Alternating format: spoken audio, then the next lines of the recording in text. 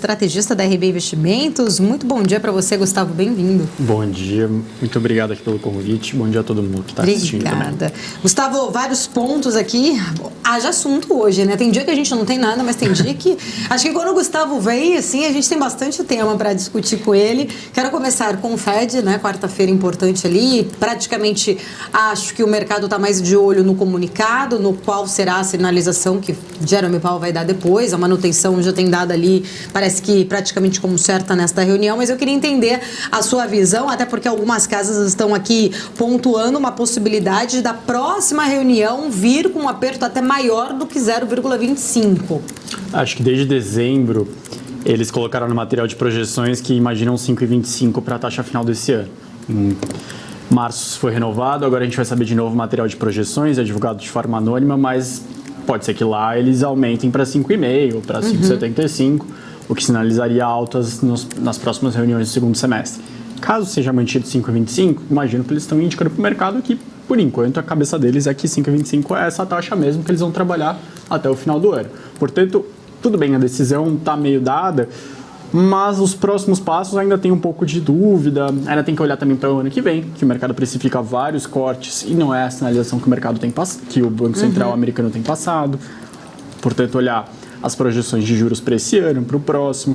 Lembrando que são divulgadas também as projeções de inflação, que tem surpreendido para baixo. Verificar se eles mudaram a cabeça, se eles estão enxergando uma inflação mais baixa, o que poderia aí sim indicar um início de corte de juros já no ano que vem mais rápido. Olhar também as projeções de atividade e olhar a projeção de mercado de trabalho na taxa de desemprego que eles divulgam, porque ela tem sido bem persistente e isso acaba sendo transmitido para a inflação via salários. E o mercado, desculpa, Felipe, acho que o Felipe até ia complementar, só dar uma deixa aqui. O mercado de trabalho por lá, a gente vai vendo pelo menos nos últimos dados, ainda continua forte ali, né? Apesar de alguns ajustes, principalmente em relação ao salário, mas o trabalho em si não desacelera, né? Exato, acho que o mercado de trabalho não vai dar grandes sinais de desaceleração esse ano. O que a gente começa a ver é uma diminuição das vagas ofertadas, mas ainda muito acima da quantidade de pessoas procurando emprego. Então, esse desequilíbrio ainda pressiona salários para cima. A dúvida, claro, é como que a questão da inflação está sendo impactada. Ontem, quando foi divulgada a inflação, a gente viu ainda serviços relativamente mais altos, parte de moradia ainda mais alta, o resto dos itens aí sim caindo. Ô Gustavo, a gente tem falado bastante, né, sobre essa possibilidade de manutenção de juros e eu vi algumas casas falando que o ideal seria que o Fed elevasse em 0,25 agora, que não desse essa passada para frente ou esperasse, justamente porque está vindo num ciclo de aperto monetário que tem feito alguns ajustes na economia americana de acordo com a estratégia do Fed, que é dar aquela desacelerada para conter a inflação, né? Mas que se houver essa manutenção agora, talvez no próximo o 0,25 não seja suficiente, tenha que fazer um aperto mais hawkish, mais 0,5 ponto percentual. Qual seria o problema, né, de segurar o juro agora e aí ter que vir um pouco mais forte na próxima reunião de julho, caso os sinais, os indicadores não venham a contento, né? Caso continue essa resiliência no mercado de trabalho, caso a inflação continue persistente, está certo que está dando uma arrefecida, mas os números ainda estão bastante altos. Qual seria o problema de fazer essa movimentação, né? Segurar agora e ter que ser um pouco mais forte na próxima? Eu imagino que o problema é você sinalizar para o mercado que a sua decisão anterior talvez não tenha sido a mais precisa. Você mostra que sua decisão anterior pode ter sido um pouco equivocada e que os dados surpreenderam o próprio Banco Central norte-americano. Como eles têm mais dados, eles são a autoridade monetária, eles deveriam ser bem precisos na sua condição de política monetária. Algo parecido aconteceu em janeiro, fevereiro, quando o Banco Central norte-americano derrubou o ritmo de alta de juros, mas depois falou que talvez deveria ter mantido em 0,5, portanto, isso é um tipo de problema que o Banco Central faz ao parar e depois subir novamente. Eu imagino que se eles pararem, a tendência é não subir mais mesmo esse ano. Mas é interessante que, pelo menos no monitoramento do mercado, para agora, sobe na próxima e mantenha, depois cai. Tá meio incongruente isso, né? Você vê que o mercado ele tem oscilado muito, né? No começo do ano ele falava que setembro com certeza tinha corte de juros. Agora já não tem mais corte nenhum em 2023, que era algo que eu acho que até a gente conversou bastante sobre isso, que era uma visão nossa. Aqui, uma parte do mercado até brasileiro, enquanto o americano não concordava, boa parte dos gestores multimercado do Brasil estavam com essas posições, imaginando que não teria corte de juros diante de uma inflação ainda persistente. O que eu acho é que daqui a pouco a gente começa a chegar em Jackson Hole, que é agosto, que é aquele evento que eles usam para passar mensagens, eu imagino que vai ser mais uma vez um reforço daquela mensagem de que não é o ideal fazer cortes acelerados para a taxa atual. Então, tudo bem. Chegou em 5,25, parou. A taxa de inflação no final do ano chega em 3,5, que está em 4,1, pode ser que chegue mesmo. Eles podem passar a mensagem de que preferimos demorar um pouco mais para começar a cortar juros, para ter certeza que a inflação está convergindo para a meta de 2%, para não correr o risco da inflação chegar nos 3,5%, 3% e voltar a subir e a gente perder o controle, mas começou a cortar e aí volta a subir, que é o pior dos cenários. Gustavo, tem certos momentos, né, acho que o grande, talvez, assunto ali do mercado financeiro, que a gente parece que o mercado financeiro ele tem algumas discrepâncias entre performance, né, expectativas principalmente de algumas empresas. Tem hora que parece que a gente tem duas bolsas ali, dois mundos na bolsa americana, né? Principalmente a gente viu com essa subida forte desse bull market do S&P, as empresas de tecnologia tendo aí esse grande desempenho. Por outro lado, temos ainda muitos setores, acho que preocupados, né, de como vai acontecer esse soft landing, se vai acontecer, se vai ter recessão ou não, e ainda tem ali alguns pontos que pesam muito, mas eu vi algumas explicações de alguns especialistas, queria entender também da sua visão, em relação agora, a gente tem falado muito sobre inteligência artificial, parece que é agora, né, a bola da vez, e já é algo que já existe há muitos anos e que ganhou uma grande, acho que, atração, principalmente para essas empresas de tecnologia agora. Não sei se é um marketing bom que estão fazendo sobre inteligência artificial agora com o ChatGPT, mas parece que nasceu agora a inteligência. Mas a gente está vendo que muitas empresas em teleconferências mesmo estão usando a palavra inteligência artificial ali, acho que para trazer, né, gourmetizar talvez um pouco mais ali o seu case. Mas eu queria entender na sua visão, como você enxerga exatamente esses dois mundos que andam na Bolsa Americana? Perfeito. Aqui no Brasil, no ano passado, a gente viveu um pouco disso na virada do primeiro para o segundo semestre, que foi o seguinte: quando a gente estava na dúvida de até quanto o Banco Central brasileiro ia subir a taxa de juros, porque lembrando, no começo do ano não era esperado que ia chegar em 13,75, falava assim 12, aí depois, tudo bem, 13, até chegar em 13,75 foi mês após, reunião após reunião. Quando parecia que ia ter parado, algumas ações, por exemplo, construtoras, empresas mais endividadas, avançavam. Aí o Banco Central falava, não, ainda precisa apertar mais, aí elas recuavam. Eu acho que a Bolsa Norte-Americana está vivendo o que a gente viveu ano passado. Então não é uma grande surpresa para o investidor brasileiro. Agora, esse outro lado da Bolsa Americana é a vantagem de quando você tem diversos setores sendo representados na Bolsa. Você tem a fronteira da tecnologia sendo representada na Bolsa. Aqui no Brasil, não. A gente tem poucos setores sendo representados, inclusive boa parte das empresas brasileiras, digamos, mais inovadoras, elas estão no S&P, elas estão nos Estados Unidos listadas e não estão listadas aqui no Brasil, porque entendem que não tem pares aqui. E aí fica aquela história de que veio primeiro, né? Já que não tem par, eu tô lá, mas se não tem ninguém começando, também não tem os pares. Mas isso é uma outra leitura. Como você tem setores novos aparecendo, tecnologias novas, você vai incorporando novos riscos e você vai tendo novos valuations, independente dos outros ciclos, né? Porque você não vivenciou esses outros ciclos com esses setores que estão entrando.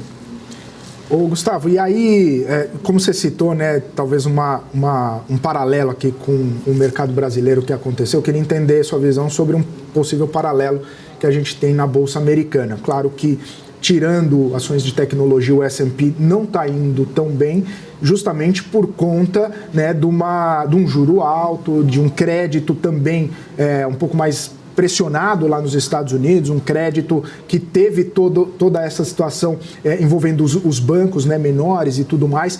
Nesse paralelo aqui com o Brasil, quando a gente percebeu que inflação chegou no pico, que juros chegou no pico e tem a possibilidade de cair, algumas empresas andaram mais que as outras justamente com essa possibilidade, né? E claro, o juro futuro caindo. Nos Estados Unidos, a gente pode ver esse movimento também, a gente tem esse movimento também, a partir do momento, de repente hoje à tarde, quando o Jerome Powell começar a dar suas explicações, se ele fizer algum tipo de sinalização, a gente pode ver um movimento parecido das empresas terem um pouco mais de otimismo, um pouco mais de ânimo, poderem andar um pouco mais, mesmo essas que estão fora, né, das grandes de tecnologia, que tem já um ímpeto maior por conta de toda essa situação envolvendo inteligência artificial e todo o ecossistema de tecnologia mesmo. A gente pode ver os setores mais de reais, assim, da economia real lá nos Estados Unidos, melhorando essas perspectivas por conta de alguma coisa que aconteça hoje, ou é melhor esperar lá na frente, esperar Jackson Hole, como você bem trouxe? Eu acredito que são dois grupos de novo, né, Felipe? Eu acho que assim, você vê que tem empresas que são preparadas, que já têm décadas de histórias, que elas têm até um endividamento um pouco maior, mas o investidor não questiona tanto. Ele sabe, se ela está com esse endividamento, não é para fluxo de caixa, ela está porque ela teve projetos, ela entendeu que era interessante expandir para outras regiões, para outros estados, para outros países. E aí, realmente, o investidor ele faz essa conexão de forma bem natural. Começou a baixar ou estabilizar a taxa de juros, a taxa de mais longa começa a cair um pouco mais, ele beneficia essa empresa. Mas, assim como no Brasil a gente viu, lá também surgiu bastante nos últimos 15 anos, muitas empresas que começaram a crescer desordenadamente. Você viu uma empresa que, como o dinheiro estava muito abundante, muito fácil, começou a fazer uma expansão megalomaníaca e não tinha muita estrutura para se manter. Precisava ter aportes recorrentes de fundos anjo, e isso não se mantém de pé assim se você não começar a fazer o dever de casa, começar a fazer algum tipo de ajuste, seja demissões, seja reduzir o mercado atuante, focar mais no seu negócio. Isso não é exclusivo dos Estados Unidos, tem na Europa, tem no Brasil. Eu sei que a gente sempre acha, as pessoas estão evoluindo, as empresas estão evoluindo, estão sendo mais bem tocadas, bem geridas, mas muitas vezes isso não acontece. Acho que tem, não precisa citar nomes, mas tem inclusive séries de TV hoje em dia nas diversos streamings que mostram empresas que cresceram, vamos crescer por crescer, e não pensa muito como se organizar. Será que Americanas é a próxima série? Eu estava pensando, eu acho que assim... Interessante que o Gustavo restringiu bastante, né? Porque a empresa que ganhou série aí são poucas. Hein, não, mas eu tô falando que agora essa é o enredo, hein? Ô, Gustavo, essa dá um enredo, hein? Acredito que assim... já entrando no tema aqui. A Enron foi tão estudada, né, por conta do que aconteceu no começo dos anos 2000, a Americanas certamente vai ser. Eu acho que vai virar um case para ser estudado no Brasil e talvez em outras partes do mundo, sobre o que é problemático fazer, e naturalmente, eu acho que a gente tem que aprender com os erros, com certeza. Quer entrar no tema já?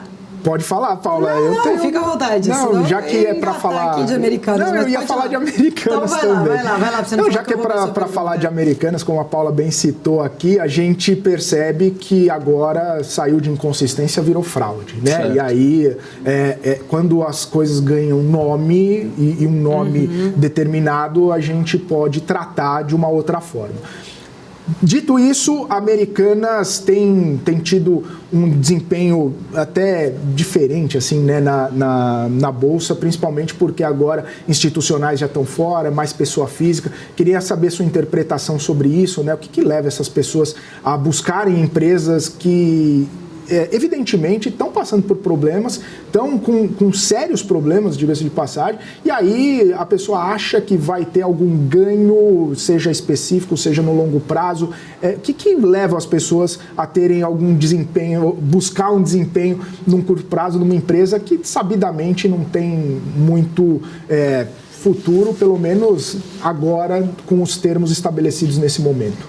Acho que o que leva elas é a possibilidade de um retorno muito rápido e de uma quantidade exponencial, né? A pessoa quer realmente acertar o turnaround, achar que vai dar, ou pelo menos ficar na especulação, mais do que realmente você ter propriedade, ter fundamento. Porque não tem hoje, né? A gente não sabe exatamente o que vai acontecer com a empresa nos próximos trimestres, nos próximos anos, a gente está ainda descobrindo. Portanto, quem está entrando na empresa é mais especulação. Aí realmente não é uma visão de longo prazo, não tem muito como defender. Você teria que ter alguma informação muito específica, alguma crença muito específica, ou que fosse um setor como por exemplo a Oi, passou por momentos muito difíceis, mas a gente sabia que ia ter que vender, porque era uma estrutura que realmente estava lá, não era um site que poderia ser deletado, né? A estrutura da Oi é física. Você sabia que em algum momento ia ter que distribuir, mas mesmo assim, olha quem ficou na Oi esse período todo, o quanto sofreu com a ação. Portanto, é mais nessa crença, eu acredito. O Gustavo, até porque, né, fundamento ainda não dá para ler o balanço da empresa que ainda não foi divulgado, foi postergado. Então, até onde se sabe, as informações são anteriores a todo esse problema, né? Não tem muito como saber. Mas fica à vontade, Paula. Não, eu queria entrar também, entender um pouquinho da sua visão em relação a este caso de Americanas. A gente trouxe aqui, né, pela manhã, um dos documentos enviados lá à CPMI mostra que os bancos, tanto o Santander e o Itaú, eles teriam alterado a redação das cartas ali de circularização a pedido da própria varejista. É claro, eles ainda negam aí, né, que saberiam disso, mas tem um e-mail que mostra que o ex-diretor financeiro da Americanas, o Fábio Abrandi, enviou um e-mail interno parabenizando a equipe ali, falando, né, parabenizando todos os envolvidos que conseguiram fazer com que o Itaú Unibanco aceitasse a nova redação da carta, tirando a expressão do sacado, sendo substituída pelo termo emitido. Queria entender se na sua visão isso, né, todo esse problema envolvendo Americanas pode respingar também agora para os bancos. A gente viu que respingou no resultado, enfim, né, toda aquela questão. Mas especificamente serem citados ali como se eles também tivessem mudado essa alteração ali, alterado o nome desse termo na carta deles. Eu imagino que o setor de compliance dos bancos vai ser muito cobrado nos próximos anos, com razão. A gente escuta bastante que tem clientes que são muito grandes para você realmente confrontar. Você prefere ter esse cliente dentro de casa, por mais que você reconheça que ele tem enormes dificuldades de te pagar, ficar rolando a dívida eternamente, do que perder ele para um concorrente e ser responsável você como gestor, como gerente, por reconhecer essa baixa, por reconhecer essa perda contábil. Então, infelizmente, a gente sabe que existe isso. E não é exclusivo do Brasil, mas a gente sabe que existe. Agora, com o compliance ganhando mais espaço, isso não é exclusivo da Americanas, já nos últimos anos, a gente espera que isso aumente. A gente sabe que grandes diretores de compliance, que inclusive já passaram por essa mesa, eram muito questionados aqui durante sua gestão quando quiseram botar a linha um pouco mais dura em termos de aprovar créditos, enfim. Aí cada banco sabe de si. Gustavo, muitos foi falado, né, principalmente durante, né, todo esse processo de Americanas, do trio controlador, que também tem participação relevante em Ambev, né? E aí tentam fazer paralelos, né? Será que o que aconteceu em Americanas poderia acontecer em Ambev? Será que o que foi colocado em Americanas, agora que se sabe fraudulento, pode também estar acontecendo ou até mesmo de alguma forma na Ambev? Na sua percepção, o compliance, o conselho de administração, toda a engenharia, né, por trás da Ambev, ela não permite que isso aconteça? Você acha que existe, de repente, uma forma de blindagem das demonstrações financeiras, das operações de Ambev, que não permitem que isso aconteça também? Ou é algo que pode estar sujeito também? Eu entendo que esse primeiro trimestre os analistas ficaram bem em cima dos dados da Ambev, tanto que teve fornecedor da Ambev, que eu estava inclusive aqui, que eu lembro que foi acusando a Ambev, falou que eles faziam más práticas contábeis, mas isso não andou. Eu imagino que... Gustavo, até a gente vendo aí, falando um pouco de mercado, de economia em si, como um todo, parece que aquele pessimismo que estava ali deu um certo otimismo para o mercado, pelo menos engatamos ali nessa casa entre 107 e 118 mil pontos, oscilando. Dados econômicos, acho que o IPCA contribuíram, PIB, juros, enfim, trazendo uma visão até um pouco mais otimista neste curto prazo. Mas, eu até estava falando anteriormente com o Anderson, queria entender a sua visão, a gente ainda tem pontos em aberto. Arcabouço pode ser alterado ainda no Senado. A gente tem toda a discussão da reforma tributária que não deve ser tão simples como parece que está sendo, porque ainda faltam, acho que muitas clarezas. Eu até ouvi uma entrevista do governador do Mato Grosso, que esteve reunido ontem com alguns outros membros ali da Câmara para trazer, né, uma pressão maior. Os estados em si estão muito preocupados de como deve ficar, faltam alguns esclarecimentos ainda sobre essa redação especificamente da reforma tributária. monetária, ou seja, a gente tem alguns pontos ainda incertos, que também a reforma pode impactar alguns setores, até especificamente. Mas entendendo na sua visão, você acha que esse otimismo da Bolsa, ele é sustentável, ele é mais para curto prazo? Esses outros pontos, eles ainda podem pesar nesse otimismo? Eu vejo que volume de Ibovespa e FIX já aumentaram em relação ao começo do ano, em relação ao segundo semestre do ano passado, quando estava todo mundo querendo só saber de renda fixa. O que aconteceu muito foi o movimento de saída de diminuição de caixa das gestoras e posicionamento. Isso fez com que a Bolsa, acho que o FIX avançassem bastante nos últimos meses. O fluxo de estrangeiro para a Bolsa ainda está negativo recentemente, nesse mês, no último. No ano ainda está positivo, mas foi muito por causa do comecinho. Portanto, ainda tem um movimento para convencer o estrangeiro de que realmente as coisas estão bem. E o pessoa física mesmo. A pessoa física que eu acho que está começando a olhar mais, começa a ficar meio preocupado. Não peguei essa alta. O que é um movimento natural. A gente geralmente tem esse movimento mesmo. E primeiro o institucional, depois é a pessoa física. Para o final do ano, eu imagino que em algum momento o Banco Central norte-americano vai parar de subir juros. E o Banco Central brasileiro vai começar a cortar juros. O que vai tirar um pouco o interesse por renda fixa aqui no Brasil e aumentar por renda variável, dado que o retorno vai ser menor para a renda fixa. A alocação sugerida das corretoras, dos bancos, dos agentes autônomos, gerentes, vai mudar. E isso pode ser, primeiro, um percentual pequeno, depois isso vai aumentando ao longo do próximo ano, quando a taxa de juros cai ainda mais. Então, como a gente sabe que bolsa muitas vezes antecipa, né, os movimentos, isso deve acontecer adiante.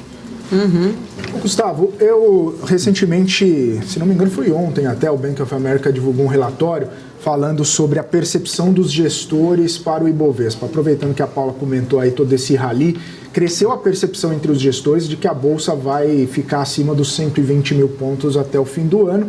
Também cresceu, só que um pouquinho menos, a percepção de que vai ficar entre 130 e 140 mil pontos. Os dados que subsidiam essa percepção é justamente a volta do estrangeiro. A gente viu a entrada do estrangeiro novamente no começo da semana, né? Acho que, se não me engano, foi 1,5 bilhão, 1 bilhão e 600 milhões. Na semana passada também teve uma volta. E a pessoa física também voltando a tatear, voltando para os fundos, né? Teve aquele resgate muito forte, né, nos últimos tempos, e a pessoa física voltando para os fundos. Na sua visão, é claro que olhar para a Bolsa no fim do ano é meio bola de cristal ali, né? Mas você aumentou a sua percepção de que vai chegar a 120, 130 mil pontos? Você ainda tem outro tipo de percepção um pouco mais cautelosa também? Como que está a sua visão para o próprio Ibovespa? Claro que, se a gente olhar hoje, Petro e Vale indo bem, sustentando também uma alta, tem toda essa situação das commodities. Como que você vê essa percepção e esse relatório também que foi divulgado recentemente? O relatório ele subiu de 20 para 40 e tantos a percepção. Quase 50%. Lembrando que não é que eles estão falando que chegou agora e vai ficar uma linha reta, né? Renda variável isso oscila, tem pontos, tem meses que eventualmente vai ter uma sensação menor de otimismo em relação à renda variável. Não saia comprando bolsa imaginando que vai ficar reto. Não é assim. O histórico no Brasil está aqui para mostrar que muito pelo contrário. Sobre o final do ano, a única coisa que eu monitoro bastante é como que vai ser a percepção sobre a atividade do ano que vem dos Estados Unidos, de Europa, eventualmente Brasil.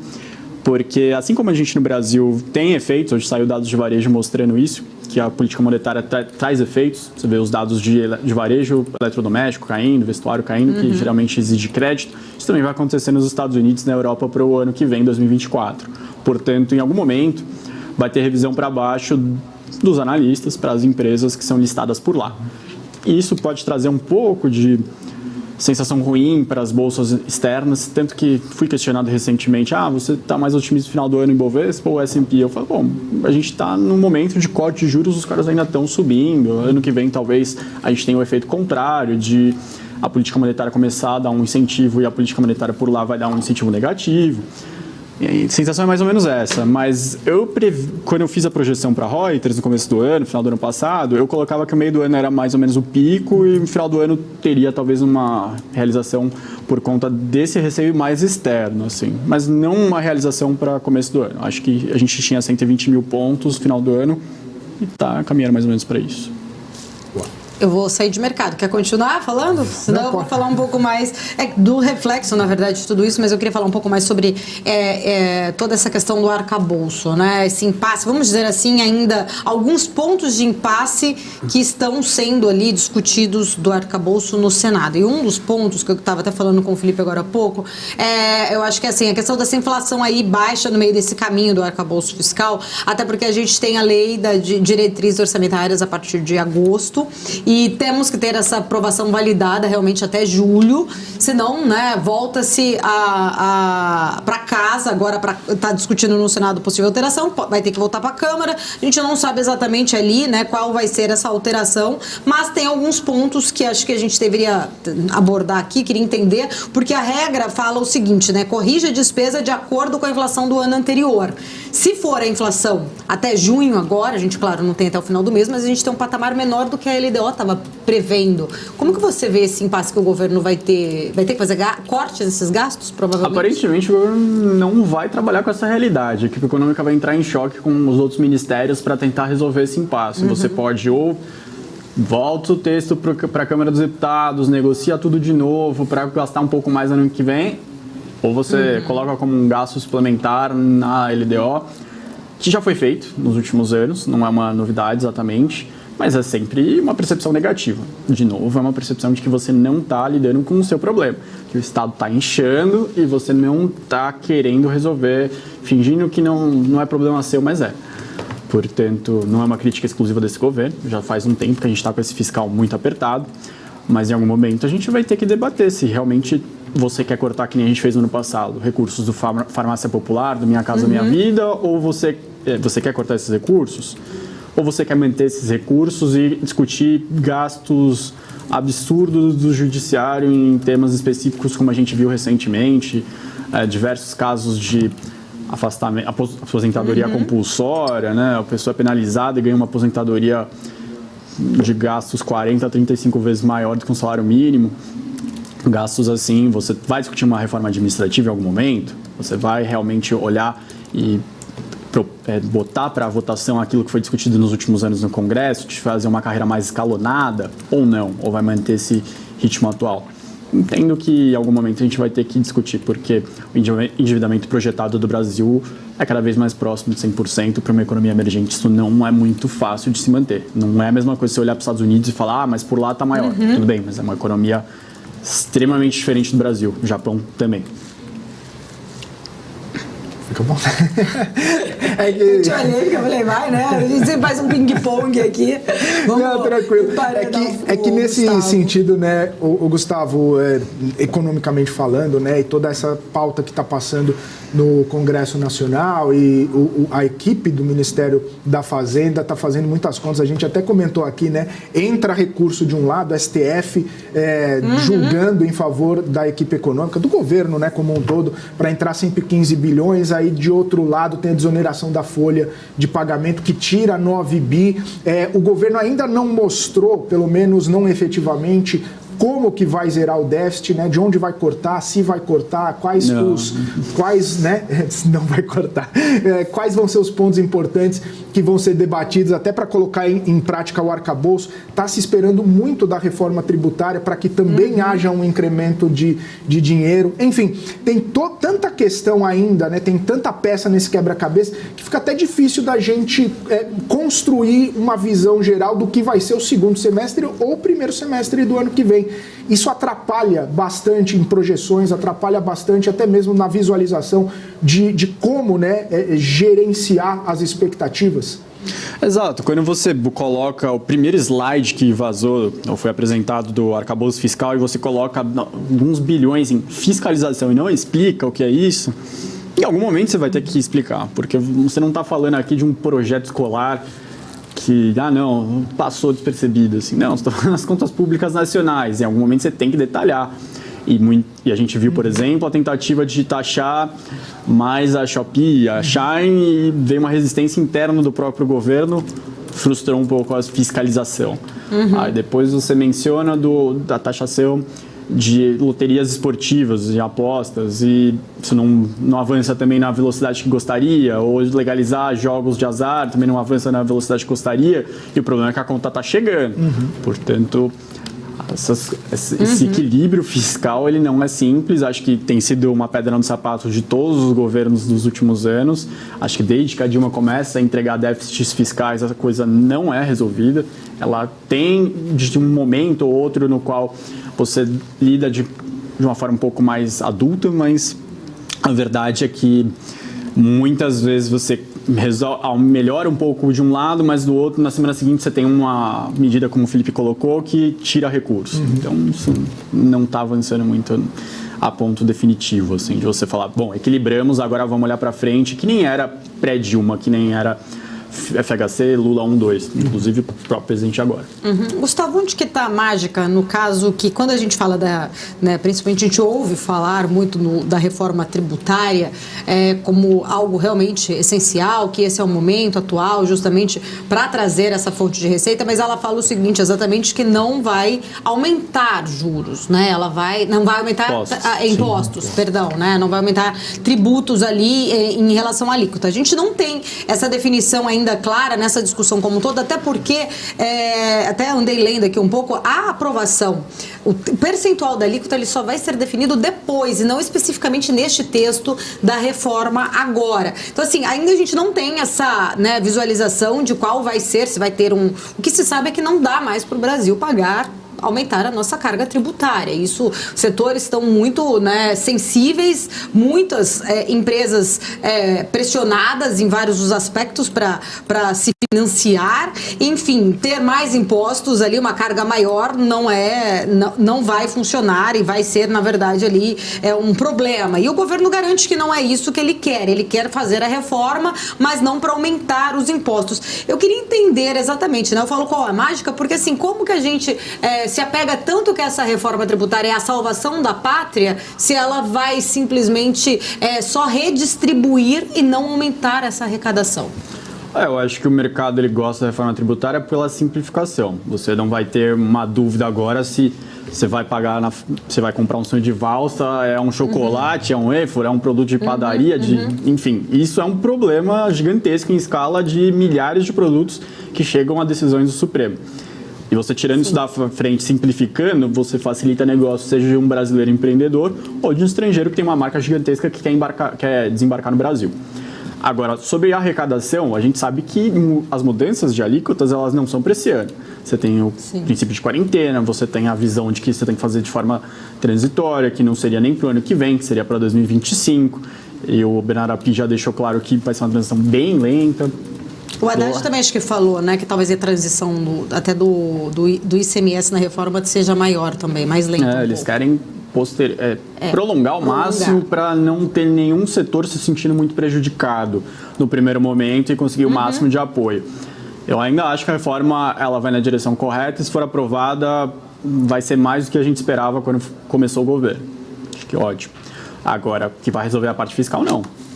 Acho que, de novo, o arcabouço fiscal, eles falam só de arrecadação e não trata de gastos. E já está bem claro, há quase 10 anos, 9 anos, que a gente tem um problema que já passou do limite de gastos, que a gente ou discute ou fica sempre nessa. Cada ano um baita desgaste para aprovar as contas do ano seguinte. Quem vai ter que fazer cortes no seu orçamento?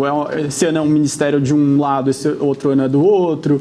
E aí o deputado começa a ficar irritado porque não recebe seus recursos, não recebe emenda, enfim. É sempre esse desgaste, ou a gente começa a sentar e falar, bom, tudo bem, não dá mais, a gente já bateu no teto, a gente bateu no limite de gastos, passou do teto aqui de gastos, e vamos enfrentar, vamos discutir. Aparentemente ninguém quer fazer isso, então vai ser os próximos 4 anos assim de desgaste. Então, não parece que vai ser diferente. Inclusive isso acontece, não é especificamente desse governo, a gente viu até em outros governos, sempre há essa divisão, da parte política e da parte técnica. Especificamente a figura do presidente, principalmente ali mais com medidas populares, tentando agradar mais as suas bases, com alguns benefícios, isenções em relação a alguns tributos, próprio Bolsonaro fez isso em relação também ano passado, vamos ser justos aqui em falar sobre a questão dos combustíveis. Lula agora, né, falando ali, dando incentivo para o setor automobilístico em relação a trazer ali o carro popular, e sempre a parte técnica, olha, isso vai impactar meu caixa. Tanto o Guedes lá atrás, né, foi, claro, era um ano eleitoral, mas sempre em alguns momentos a gente também teve, né, divergências entre o presidente e o ministro. E agora, mais uma vez, a Haddad tentando sinalizar, já tentou, mudou, não vai ser, né, o benefício é só 4 meses, temporário. Há pressões de vários lados, há pressões também de negociações. Como, né, a gente está falando aqui dessa reforma tributária, essa unificação, o governo ele perde um pouco dessa carta na manga de agradar determinado setor dando algum subsídio de repente? Se a gente unifica tudo o imposto? Eu acho que ele conseguiria dar algum tipo de passada sobre essa lei para beneficiar. Eu imagino que ele consiga fazer Portanto, é que na reforma tributária, no grupo de trabalho, foi colocado que alguns setores teriam tratamentos específicos, né? Portanto, ele poderia refazer isso especificamente em políticas públicas. Agora, ponto ruim, você teve essa redução de impostos para o setor alto. O que está acontecendo agora? O setor de eletrodomésticos está pedindo uma isenção para a linha branca. É novidade? Não é novidade. A gente vivenciou isso nos 13 anos com incentivos particulares para alguns setores, inclusive esse. Acho que, se eu não me engano, não lembro se eu falei isso aqui, mas que quando saiu a parte do automobilístico, a gente imaginou que isso fosse acontecer para os outros também. E fica muito ruim você ver empresários do setor criticando o Banco Central e pedindo incentivo do outro lado, assim. Poxa, se você não quer resolver a parte fiscal, o Banco Central vai ter que apertar mais, assim, não tem jeito. Não funciona no melhor dos mundos para o empresário que é juros muito baixos e o fiscal melhor possível para o setor dele. Não é esse equilíbrio que acontece. Se você quer realmente que as taxas de juros vão para um patamar mais baixo, você não pode ficar pedindo isenção para o seu setor o tempo inteiro. Já deu errado. Ah, mas o meu setor está indo super mal agora. Vários setores da economia estão indo super mal, estão precisando realmente que as taxas de juros vão mais baixas. E se você continuar postergando essa resolução do problema fiscal de longo prazo, que é você pedir isenção para o seu setor, você só danifica a imagem do país, o risco do país de longo prazo. E a gente sabe que a nota da sua empresa, ao pedir crédito, ela é ligada à nota do país. Não tem jeito. Ô Gustavo, e aí, nesse sentido, né, quando você fala que, poxa, todo mundo, né, ou pelo menos vários setores estão buscando incentivos também e tudo mais, e isso acaba impactando totalmente, né, o planejamento de uma equipe, de um ministério, né, de uma equipe econômica do plano daqui para frente, né? Se eles não estão conseguindo, né, já planilhar ou pelo menos demonstrar de onde tirar dinheiro e aonde né, cortar gastos, né, com mais necessidade de incentivos, isso acaba ficando cada vez mais difícil. Daí acaba tendo uma divergência ou uma briga, né, da equipe econômica com a equipe política do governo, porque o governo tem feito movimentos mais para a base, ou político também, na questão do carro, na questão, a gente vê de Minha Casa Minha Vida, de sinalização para o agro, enfim, tantas coisas, né, mais voltadas para atrair um olhar mais positivo, e a equipe econômica sempre tentando apagar um incêndio ali. Nesse conflito, né, fica mais difícil para a equipe econômica projetar também seus gastos e projetar suas ações, suas atitudes, né? Ah, com certeza. Acho que a diferença é que agora a gente tem a Simone Tebet, que é ministra do Planejamento, e o Haddad, que é ministro da Fazenda, bem falando a mesma língua. Diferente do que a gente teve em outros governos, no qual os ministros geralmente não se batiam. Quem diria, né? Desculpa, só um comentário à parte. Não, acho que eles têm ido num lado bem parecido. Mas, voltando até a outra pergunta sua, eu prefiro que o Farmácia Popular continue, acho que é um programa que faz sentido, do que você dar incentivo para automobilístico, que acho que saíram diversos estudos mostrando que o auto não vai ajudar a população que mais precisa de atenção do governo. Ele vai dar incentivo para uma parcela da população que tem um padrão de vida mais elevado, que não é uma classe popular, como a busca foi para baratear carros populares. Farmácia popular, de fato, esse sobrenome, ele se justifica. Desenrola, por exemplo, também. Desenrola vai para a população que realmente tem uma... Até 5 mil reais, se não me engano. Mas que está endividado e que talvez por isso não tenha acesso ao crédito, né? E aí talvez a gente tenta, né, fazer um trabalho de educação financeira, se essas pessoas deixarem de ser endividadas, talvez elas possam buscar crédito e não ser endividadas de novo. Ou o problema é se ficar endividada de novo, né? Então, quando você vê essa briga por orçamento, que é natural, um país que não é rico, tem essa briga. A gente não está num país árabe aqui que fica criando cidade no meio do deserto para criar como usar seus recursos. Aqui não. Qualquer R$1.000 que sobrou, a gente sabe que todos os ministérios precisam e vai fazer diferença. Agora, um ponto que eu acho interessante também, que foi criticado essa semana, foi o programa de alfabetização do Ministério da Educação, que vem do Camilo Santana, que é o ministro que é ex-governador de Ceará, estado que tem grandes exemplos positivos de como lidar com a educação nos últimos anos, e que a gente sempre cobrou isso. Muitas vezes o Brasil tem exemplos bons de uma área ou de outra, mas que não se conversam entre os outros entes da federação, e que foi criticado por deputados da base, por senadores da base.